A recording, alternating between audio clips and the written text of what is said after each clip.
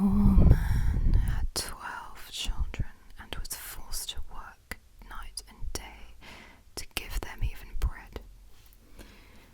When therefore the 13th came into the world, he knew not what to do in his trouble, but ran out into the great highway, and resolved to ask the first person whom he met to be a godfather.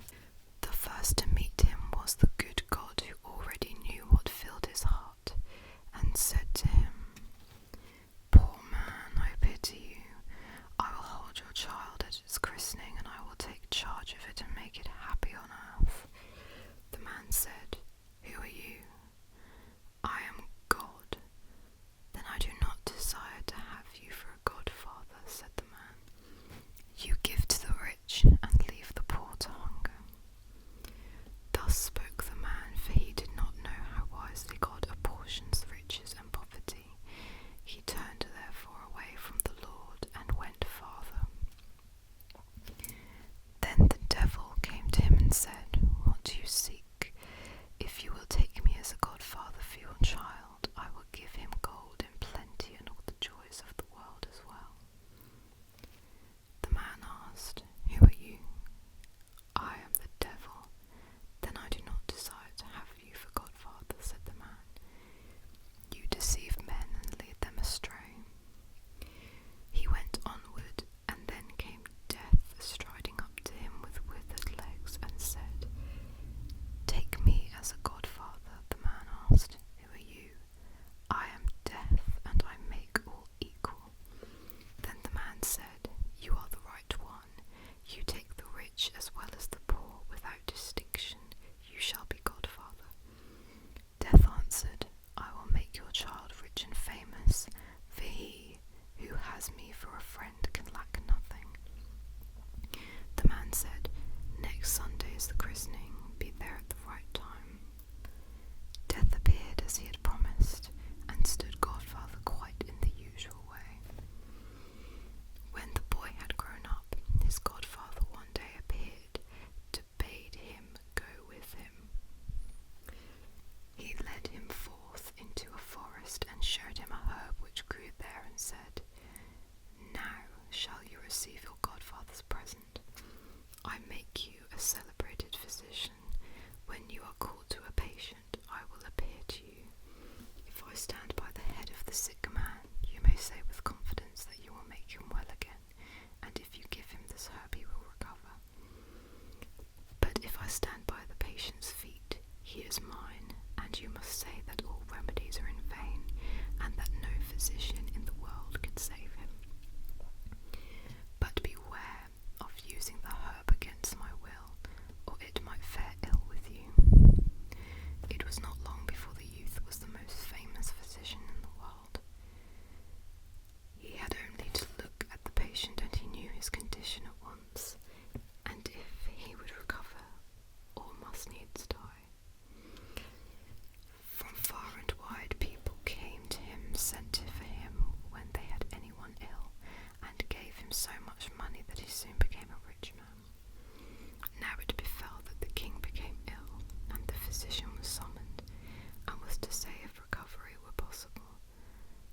But when he came to the bed, Death was standing by the feet of the sick man, and the herb did not grow which could save him. "If I could but cheat Death for once," thought the physician, "he is sure to take it ill if I do. But as I am his godson, he will shut one eye. I will risk it." He therefore took up the sick man, and laid him the other way, so that now Death was standing by his head. Then he gave the king some of the herb, and he recovered and grew healthy again. But Death came to the physician, looking very black and angry, threatened him with his finger, and said, "You have overreached me. This time I will pardon it, as you are my godson. But if you venture it again, it will cost you your neck, for I will take you yourself away with me." Soon afterwards the king's daughter fell into a severe illness. She was his only child, and he wept day and night, so that he began to lose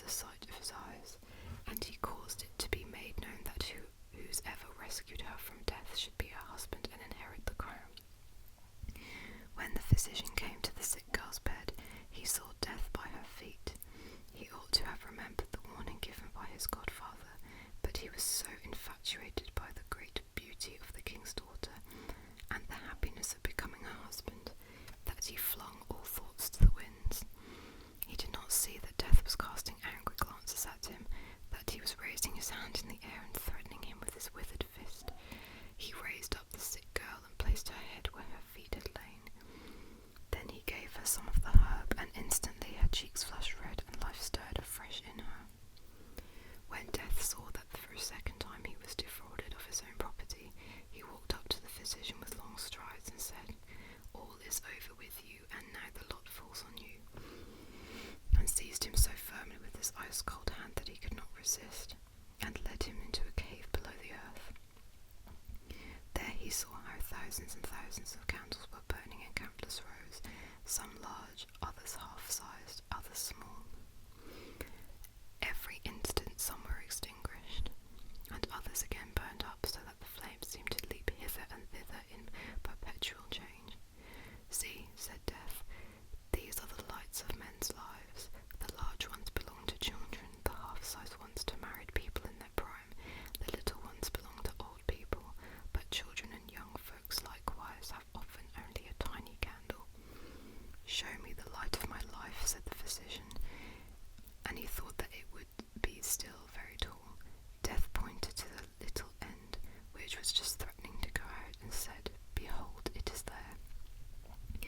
"Ah, dear godfather," said the horrified physician, "light a new one for me. Do it for the love of me, that I may enjoy my life, be king and the husband of the king's beautiful daughter." "I cannot," answered Death. "One must go out before a new one is lighted." "Then place the old one on a new one that will go on burning at once when the old one has come to an end," pleaded the physician. Death behaved as if he were going to fulfill his wish, and took hold of a new tall candle. But as he desired to revenge himself, he purposely made a mistake in fixing